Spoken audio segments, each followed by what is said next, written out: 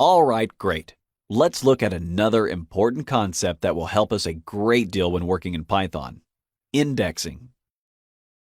This is a technique we'll use frequently later in the course, especially when we focus on Python's application in the world of finance. So, here's an example of how indexing works.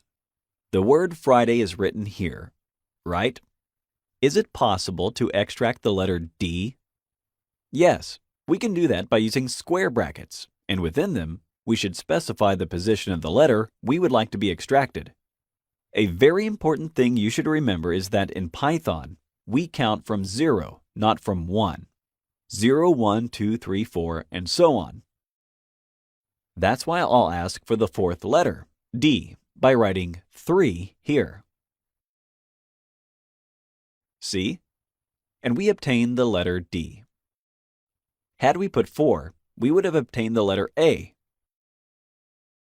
This is the syntax in this occasion. Square brackets right after the word, or the string of characters if you wish, and a number indicating the position of interest.